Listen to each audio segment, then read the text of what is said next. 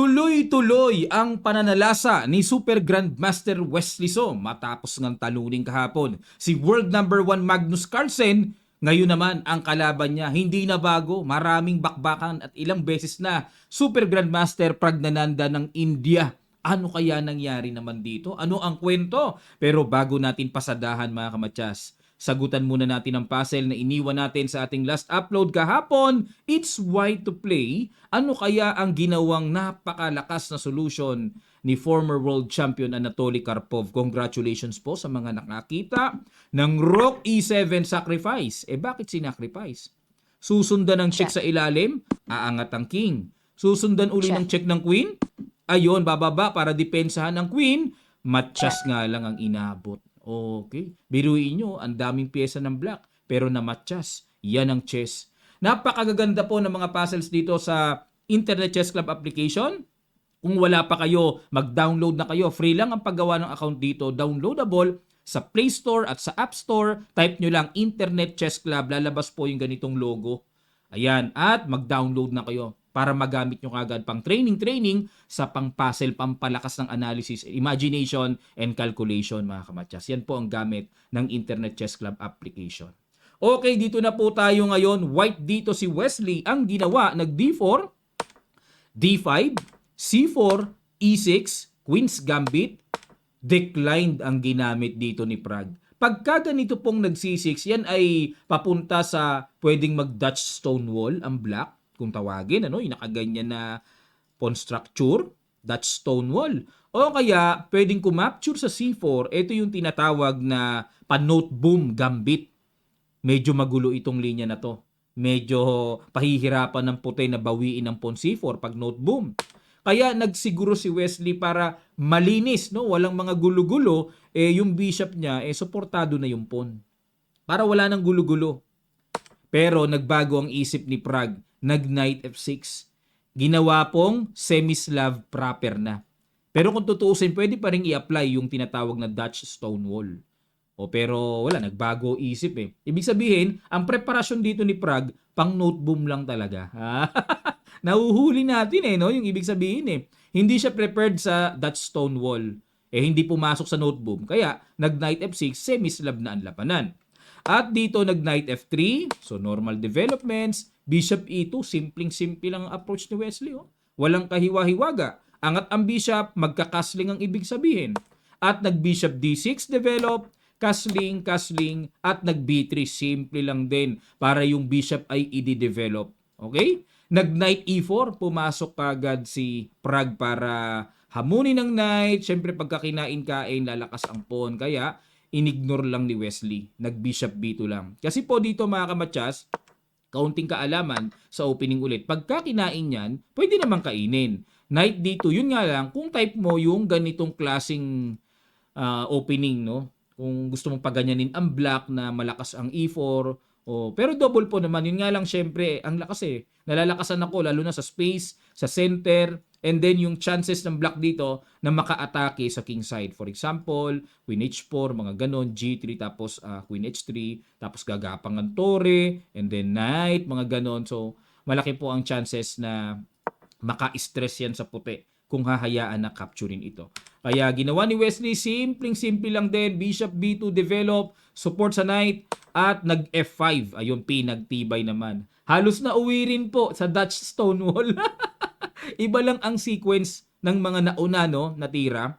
Dutch Stonewall din kinauwian Nag-G3, ayun. Kasi para talagang maputol na ang nakaka-pressure na diagonal bishop, and then yung mga paparating na F4, babasag yan Kaya nag-G3. Yun nga lang, syempre, kailangan ayusin din ni Wesley yung kanyang light squares sa king side. Mahina yan. Dapat kasi ang bishop nandito Kaso nasa kabila So, tingnan natin kung paano setup. Nag-queen F6. Ayan na nga. Bubuhos yan ng atake. Magku-queen H6 yan. Tapos, knight F6, knight G4. Yan po yung mga paparating. Napanood ko na to ilang beses na. Nag-A4. Ayun. Pagtira po ng A4, dyan nawala sa libro.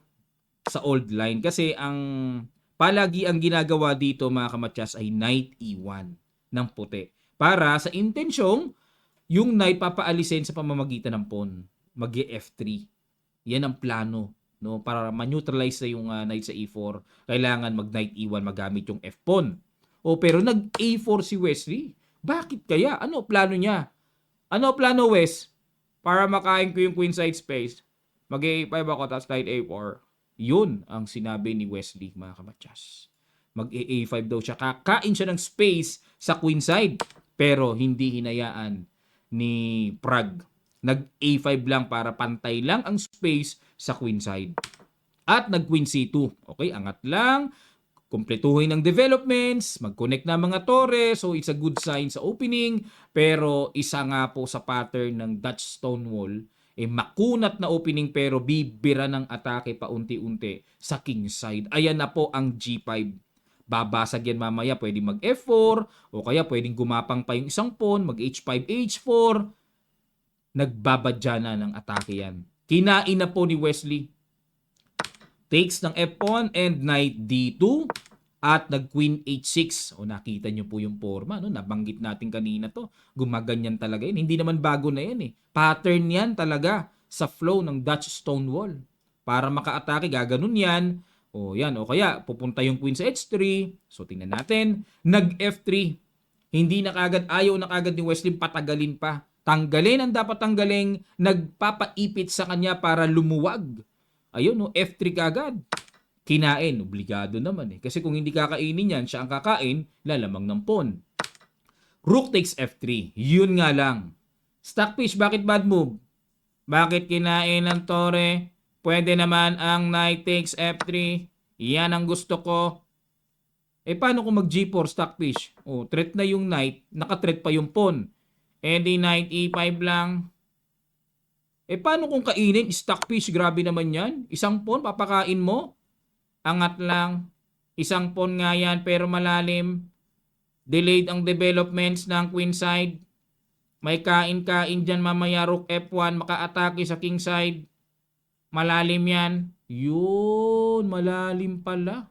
Kahit pala dito, pawn down ang puti, pero sa usapang activities and possible attacks, na po pwedeng possibilities, no, mga ganyan-ganyan, delayed nga pala development sa queen side, mga kamatyas. Salamat, Stockfish, ha? You're welcome. Sumasagot. Balik tayo, mga kamatyas. Knight lang pala. Pero rook takes ang ginawa dito ni Wesley. Bishop takes at nag-bishop takes F3. Ayan, no? Kumbaga, ayaw ibigay ni Wesley yung pawn sa E3 ng ganung-ganung solid na makukuha Diba? Parang buong-buo ba? Kung knight kasi may G4. Ngayon, pwede pa rin mag G4. Yun nga lang ang gusto ni Wesley, makakain siya. Hindi yun talagang parang pawn down siya. So, human nerve. So, natural naman po yun sa atin. G4 pa rin ni Prague. Good move naman. Siyempre, merong mabubuksang magandang atake. Kinain ng bishop at nag-knight F6 muna. Okay? So, dinelay muna yung pawn sa E3 at tiniret muna ang bishop. Nag-bishop F3, queen takes E3, at ang next move dito ni Wesley, nilagyan ng good move ng Stockfish. Bago ko po ipakita sa inyo, ito pong good move na ito ay hatid sa inyo ng this June 12 po, opening na ng ating intermediate and advanced online class. Sa mga gusto pong mag-rigid training dyan, extensive training po online, ang link makikita nyo po sa comment section below, nakapin lang. Then mabasa nyo muna yung details bago po kayo mag-enroll, mga kamatyas. Napakaganda po ng trainings natin na naka-preferred sa intermediate and advanced. Okay, ang good move, simple lang po, King G2. King G2 parang medyo close kasi sa queen, parang nakaka-pressure ang dating, parang ang lapit-lapit, pero hindi naman ma-atake yung king. At nag-E5, ayun na nga po, tuloy-tuloy ang pasabog dito ni Prague. Kinapture ang D5 muna, C takes D5, nag-D takes E5, Bishop takes E5, at nag-Bishop takes E5, pinag-exchange na, at nag-Rook C1. Napansin nyo po, simpleng-simple maglaro si Wesley. Malakapablanka lang. Palit-palit, pero pagdating po sa endgame nito, lalamang ang puti. Bakit? Tingnan nyo naman ang pawn structure. Tingnan nyo pawn structure, 3 pawn island, 4 pawn island, 3 pawn islands nga. 1, 2, 3, pero parang 4 pawn islands, Medyo parang isolated din to Samantalang sa white ay 2 pawn islands, naku, mas safe ang white's pawn structure dito kumpara sa black, lalo na yung weak D5 dito. Bishop G4, talagang tuloy-tuloy, gulo-gulo. Queen C3, ayan na. Yan na ang mahiwagang queen to queen power ni Wesley. Ingat ka, Prag. Queen to queen na yan. Oh. Ang dami ng nag-D4 ayaw ni Prag. Siyempre, pagka nakipag queen to queen, lugi. Lugi. Queen C4 check muna. Nag-King H8. Queen D3. Oh, pakembot-kembot lang si Wesley, no? Ang kunat eh. Parang kapablanka, karpub lang, oh. Queen D3. Oh, ganun-ganun lang. Ano plano? Para hindi maka Queen E3 ng ganun-ganun lang kasi papasok yung Queen nga pala. Oh, Queen D3, no? Para makover yung E3 square. Rook E8. Okay, control-control lang. At nag-Knight C4 atake sa Queen. At cover na rin ang square E3. Hindi basta-basta makasugod. Nag-Queen H5. Ayan. Nako, merong masamang binabalak dito. Imagine, kakainin. Queen takes. Bababa ang Torre for check. Ayun. Yun lang. Lilipad ang Queen. Kinain kagad ni Wesley. Inagapan niya kagad ang dapat agapan. Kinain naman ng Queen. Magandang tignan sana, knight takes, no? May pasugod, may iba yung dating eh. Pero may queen takes D4 check kasi mawawalis lang eh. Pagka nag-king G8, sabay H4 lang. Mahihinto na po yung atake, no? O yan, H4, okay na. The best na. O, balik tayo. Walang, kung chumekman, bababa lang eh. O, balik tayo mga kamatyas, ano? Kaya pinangkain ay queen, sa madaling sabi, para may depensa yung pawn sa D4, at dito nag-H3. Okay, saka pinitik-pitik ng ganun. Kung check dito, bitin. Kaya umatras lang. O, medyo maganda man tignan na may check dyan, pero isang king F1 lang, nako, mapapasubo. Nakabiti ng Torre, nakabiti ng Queen, kaya hindi po basta-basta pwedeng ragasain yan o sagasaan ng check. Okay, dito tayo ngayon sa Queen H5. At nag-Rook F1, syempre. Okay, mamaya nakainin yung pawn, ano, kasi may check pa paparating eh. Delikado. Rook F1, threat pa sa knight. Nag-Queen D5 check. Queen F3. Todo-todo hamon na. Nag-push D3. Pag kinain-kain, Rook D1, kaya pa bang depensahan to? Kinain na, sabi ko na eh. Kain. At nag-Rook D1. Okay, threat ang pawn. Knight B4. Todo suporta naman. At yun nga lang, bumigay yung pawn sa A5 na naman. So, okay, as long as dapat mapigilan talaga yung pag-progress niyan, nakabantayan Torre, B5, ay talaga, bumira din po ng malalim na endgame knowledge itong si Prago. Kinain, syempre. Rook B8, good move. Ay, grabe, ayun, threat oh. At yung evaluation bar naman, sumasakto. Sang-ayon po sa ginagawa ni Prag dito. Knight C4, Rook takes B5 at nag-King F2 para ilalapit naman yung King dyan sa pawn na yan. King G7, activate the King. King E3 at nag-Rook G5, threat ang pawn sa G3. Nag-Rook G1, depensa muna. Rook B5, binalikan ni Prag para pag-alis ng knight, may threat sa pawn B3. Pero binad mo ban ng computer. Bakit bad move, Prag? Dapat Rook H5. Ganon? Paano kung mag-H4? Rook D5. Ganyan-ganyan lang ang tira. Grabe ka. Stockbase, ang lupit mo. Pero nag-Rook B5 ang tinira ni Prag. King D4 naman si West. Tsaga-tsaga lang. Pag may tsaga, may nilaga. Ayun, pupunta yan dito sa C3. Nag-Rook D5 checking C3. Knight A2 check, bara muna. Okay, hindi pa rin po makaprogress basta-basta. Yung knight naman, pangit ang placement eh. Oh. Knight B4, pangit eh. Wala sa forma eh. Bumalik. Nag-Rook A1. Yun lang, Wes. Bakit ka gumanyan? Nabad mo ban ka tuloy? Bakit mo tinira yan, Wes? Para maka-Rook A7 check. Makagulo-gulo ko. Tapos Rook B7, tanggalin ko yung knight. Yun ang sabi ni Wesley. Gusto niya tanggalin yung knight eh. Pero ano ba talaga ang tama? Stockfish. Knight E3 yan tira. Rook H5. Rook H1. Magtyaga ka muna. Tyaga lang daw muna. Tapos may King C3 ako nakikita. Oh. Atake sa knight. Tapos pag umalis, makukuha yung pawn. Okay. Grabe o nga no. Malalim nga lang yun. Rook A1 para makagulo-gulo si Wes. At nag-Knight C6. Time check tayo. 6 minutes. Lamang sa oras si Wes. Napansin nyo sa mga laban niya, ganda ng time management ngayon ni Wesley, no? Ganda ng time management, oh. Tapos ito ay 2 minutes na lang si Prague. Okay, knight C6. Saan pupunta yan? Saan pupunta? Para walang rook A7 check, pinigilan. Okay. Knight E3 muna, atake sa torre. Rook D7, bumaba. Nabad mo ban. Kasi syempre nape-pressure si Prague na to cover na rin yung 7th rank na pag umalis man yung knight, walang check. So yan po yung ibig sabihin ng nakikita kong basa ko dito sa atras ni Prague, no? Pero ano ba ang tamang tira, Stockfish? Yung kaninang tinitira, rook B5 lang. Dyan lang pala tira. O di, halimbawa, kasi kung pag kinain to, may kain nga naman eh, no?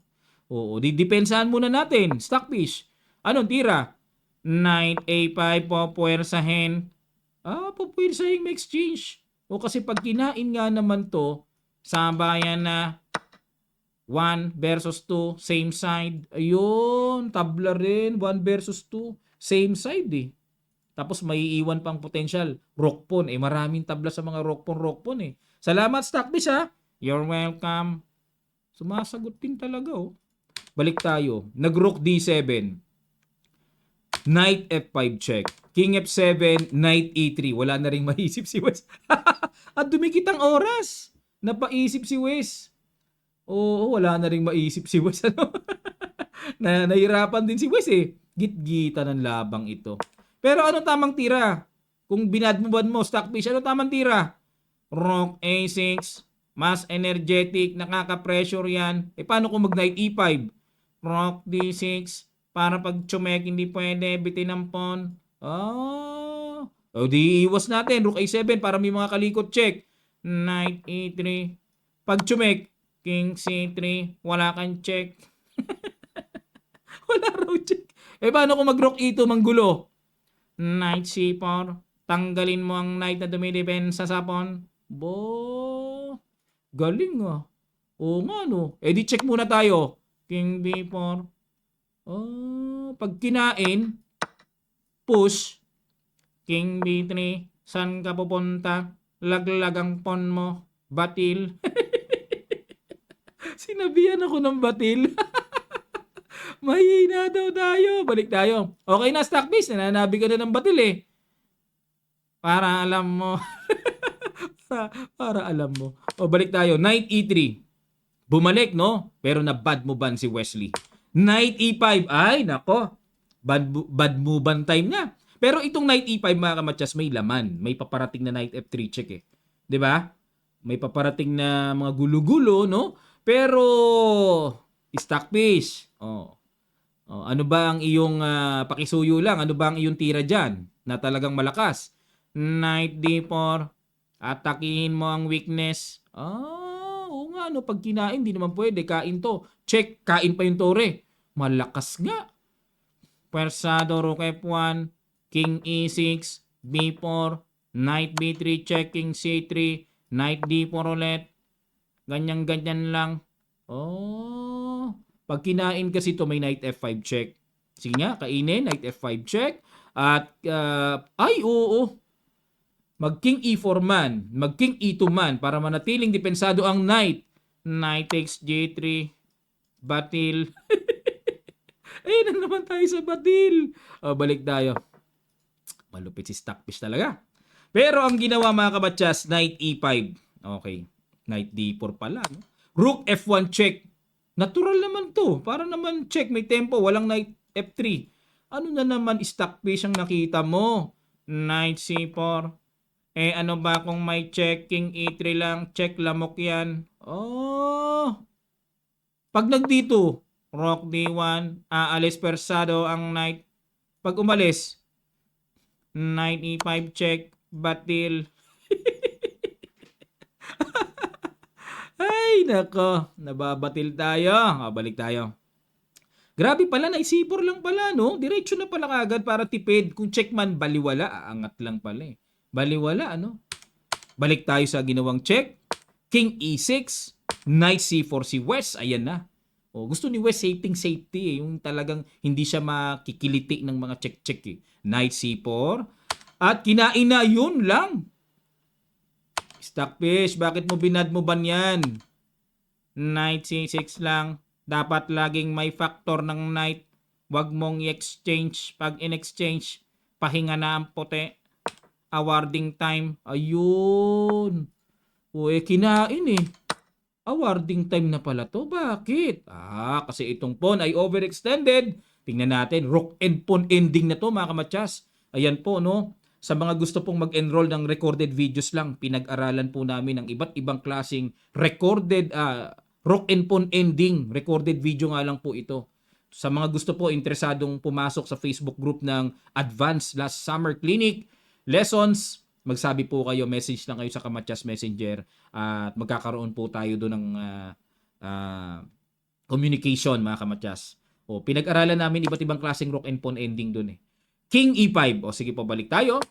Nag-rook F3. Ayun, nako, tatagpasin na yung pawn. Talagang wala na, ligaw na ligaw yung pawn. Lumabas Rook D4. Obligadong bumawi eh. Counter na lang eh. Kasi kung didepensahan King E4, may check. Wala na, dito ka pupunta, kain lang yung kuha pa yung tore mo. 'Di ba? Dito tayo ngayon sa rook D4. Nag-rook F4 muna. Huy, grabe, kargahan na to. King and pawn ending, exchange. Kala ko kakainin na to eh. Kasi pag kinain to mga kamatsas, wala na eh. It's a draw. 2 versus 1, it's a definitely draw. Pag nag-rook D7, may H6 at kapag nag-rook H7, may rook C6. As long as ma-maintain ng black yung pawn at yung white may 2 pawns, tabla pa rin to. Very active pa yung black king. So may consideration tayo dapat no, sa mga outcome ng endgame mga kamatsas. Ingat tayo sa magiging kalalabasan. Kung ito ba'y winning pa rin sa atin o matatabla, sayang pinaghirapan mo. Kung winning ka na, matatabla pa. Kaya nag-rook F4 si West. Ganda nung nakita. Napaatras naman dito si Prague. Kasi kung kakainin naman niya yan, application naman, conversion ng king and pawn ending, wala na. Talo yan, ulat yan. Hindi pwedeng lumayo yan sa rule of square. Ayan, so rule of square, pinag-aralan naman po yan sa beginner lessons. Habang nasa rule of square, maaabutan yan.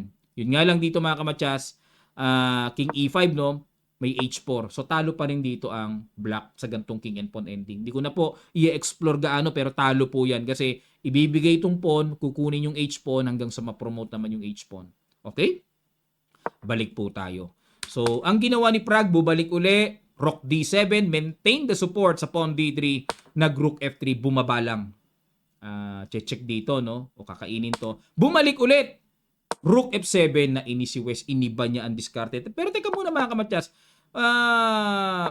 walang masama dito eh. Dito sa posisyon na to, rook D7, ano bang dapat tira? Pinapabalik nga rin talaga. Nagbakasakali lang pala si Wesley doon kung ano. Subok lang pala yon. Balik din pala, pinapabalik ng computer. Pag rook D4, nakita na ni Wesley ang tamang tira, rook F7. Perfect, number 1 recommendation move ng computer. Kakainin yung pawn. Ayun. Nag-H6. Kasi po dito mga kamatyas, kung kakainin po ito, kakainin yon. So lalabas, wala, ligaw talaga tong pawn tapos 2 connected pass pawns. Ayan, pinag-aralan naman po namin itong ganito. Pag nakuha to pinag-aralan namin ito sa advanced lesson na ituro ko po ito. Nakakatuwa pala no kapag nakapagturo ka ng talagang systematic with endgames. Naaalala ko inaral namin to yung how to play with white with 2 connected pass pawns. Tapos yung pawn pag nilagay diyan, nakabungi, may bungi sa gitna. Paano din yan? Imagine wala na tong pawn pero nakaganto setup. Ano naman ang magiging ng black? Kayang ipanalo ng white or tabla? Diniscuss ko po yan sa beginner lesson, mga kamatyas. Ang daming mga masustansya pala yung mga na-discuss namin doon. Kaya, nag-H6 dito si Prague muna para iligtas muna yung pawn at hindi pa masabing strong connected pass pawns yan kasi mayroon pang pambarang isa. At nag-rook F4, binalikan ni Wesley. Bumalik naman dito. Okay, dito na ngayon dumapo. Kasi kung doon, baka atakihin ito O kaya rook D6 na para may depensang agaran na kagad. C5, ayan na. Rook G6, inatake ito. Ayan. Dito mga kamatyas, next move, may good move na ginawa si Wesley. Grabe ang endgame ngayon ni Wesley. Superb. Ano kaya yung good move na yun mga kamatyas? Sa ilang sandali lang, pakiguess po, tutuloy kagad natin. Start.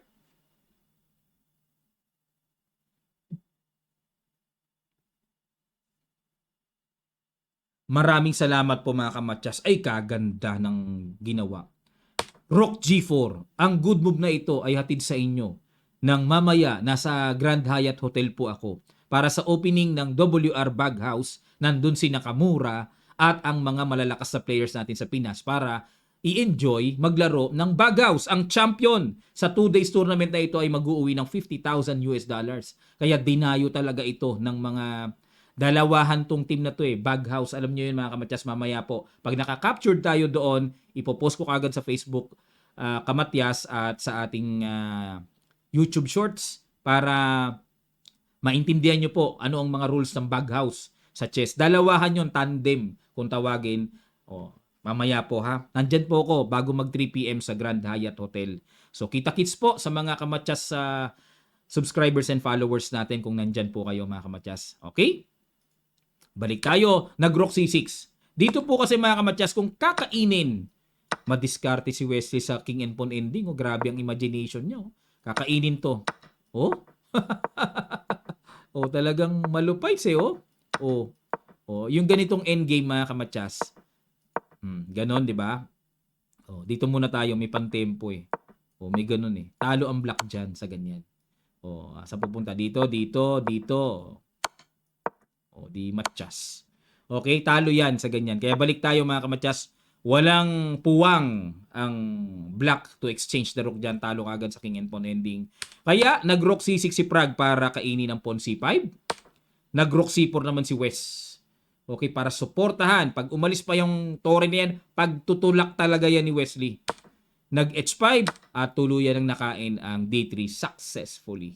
So lumalabas 2 pawns up na dito si Wesley.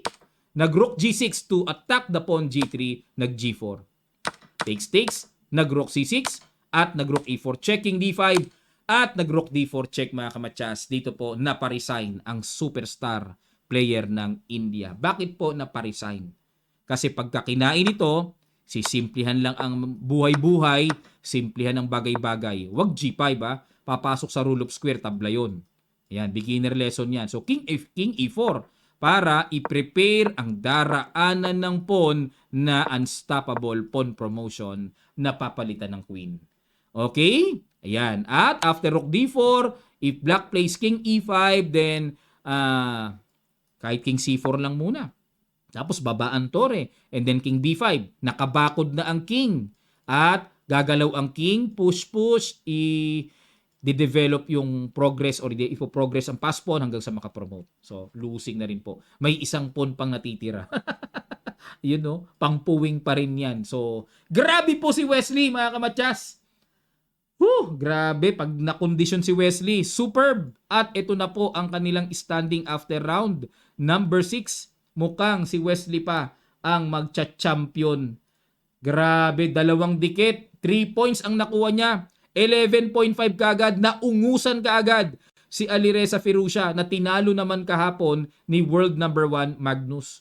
Ayan, kung gusto niyo pong pasadahan natin ang game ni Magnus at Firouzja sa long game. Mahirap kay Magnus yun galing sa talo psychologically, no? Pero gusto niya maghabol na ipanalo niya. Tinalo niya ang leading. Parang tinulungan si Wesley, Natulungan tinan niyo. 11.5, 10 points si Firouzja. Kamer 8 points, Magnus with 7.5, isang panalo lang sa long game. Angat kagad. Pag nakondisyon to si Magnus, yan ang nakakatakot. Pag nagsunod-sunod ang panalo niya sa long game, ay naku po, 3 points ng 3 points yun. Lipad kagad sa taas yun. At world champion, Gukesh nasa pang-5 with 6.5 and Pragnananda, grabe. Yung dalawang Indians nasa baba. Nangungulelat yung dalawa. Pero malayo pa naman ang journey, no? Meron pang bakbakan na 4 rounds to go pa So, tingnan natin mga kamatyas. Double round robin kasi ito Ang ganda ng balita kay Wesley. Ginaganahan tayong mga fans ni Wesley. So, keep it up, Wes. Grabe.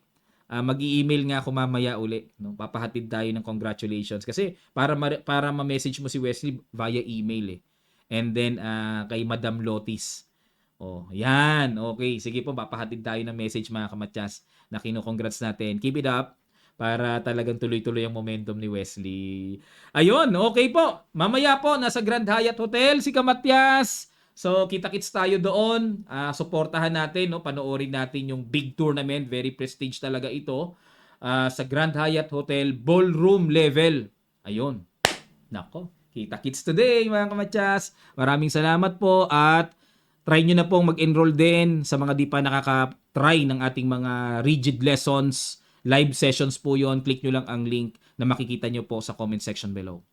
Maraming salamat po. Magkita-kita pa tayo sa mga susunod pa nating chess updates. God willing.